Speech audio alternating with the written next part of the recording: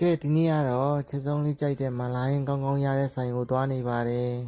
ညီမတို့လေဒီရက်ပိုင်းနေလှုပ်တွေရှုပ်လို့ဘလော့တွေကမတင်ပြစ်တာတွားစားထားတဲ့ဆိုင်ကောင်းလေးတွေတင်စရာလေးတွေအများကြီးပဲပေါ့နော်ဒီနေ့လေရန် post လေးတွေတင်ကျင်လို့ညီမတို့ကားပေါ်မှာပဲကြိုးစားပြီးတော့အတန်လေးသွင်းပေးထားပါရဲ့နော်ဒီဆိုင်လေးကမာလာဟင်းကလေတော်တော်ကောင်းတာညီမတို့နှစ်ယောက်လုံးအရန်ကိုကြိုက်တဲ့ထဲမှာပါတယ်ပထမတစ်ခေါက်ပေါ့နော်သူ့ကိုစမ်းပြီးတော့စားကြည့်မိရဲ့အချိန်လေအဲ့ရနေစပြီးတော့ဟာတော်တော်ကောင်းနေကြိုက်တယ်ဆိုပြီးတော့လေအဲ့လိုပုံမှန်ပေါ့နော်တစ်ပတ်တစ်ခါသို့မဟုတ်နှစ်ပတ်တစ်ခါအဲ့လောက်ကိုသွားစားပြတယ်စားပြီးကြတဲ့အချိန်ကိုကလေ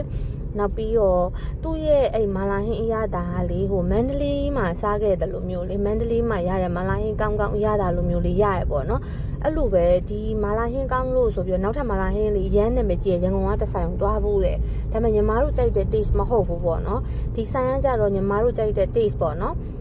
လေးလေးပင်လေးလေးရတာရရဲ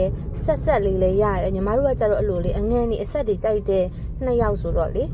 သူ့ရဲ့အရသာညီမတို့ကြိုက်တာနဲ့ကွက်တီပဲထိမိကွေပဲနောက်ပြီးတော့ညီမတို့ကအိုက်ဆိုင်မှာဆိုရင်အဲ့လိုအကင်လေးကြီးလည်းကြိုက်တယ်ပေါ့နော်သူရှိရလေမျိုးကိုကြည့်ပြီးတော့ပြန်အတန်သွင်းနေရတာရမ်းစားခြင်းလို့တွေခဏမျိုးချနေရတယ်သူရှိမှဆိုလို့ရှိရင်ညီမတို့ကလေအဲ့မှာမာလာဟင်းမှာရပြီးရင်ထမင်းပြူတယောက်တစ်လုံးမှာရပြီးရင်ကိုကကြတော့ကြက်တောင်ပန်ခင်ကြိုက်တယ်ညီမကအဲ့ရစီတိုဘူးကြိုက်တယ်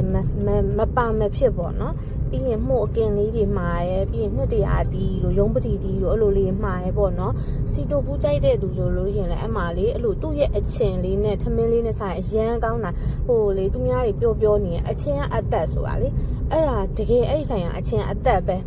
လုံးဝကောင်းတာသူ့ရဲ့မကြီးအချင်ကလေအမအချင်လေးနဲ့တိုးလိုက်အကင်လေးတွေကိုစားလိုက်မာလာဟင်းလေးစားလိုက်နဲ့အရန်ကိုစားကောင်းပြီးတော့လေအဲ့လိုပျော်ရတဲ့နေ့လေးတစ်နေ့ပေါ့နော်ညီမတို့ကကြာအစားအသောက်ကောင်းစားရတယ်ဆိုရင်အရန်ပျော်တယ်အဲ့လိုလေကိုက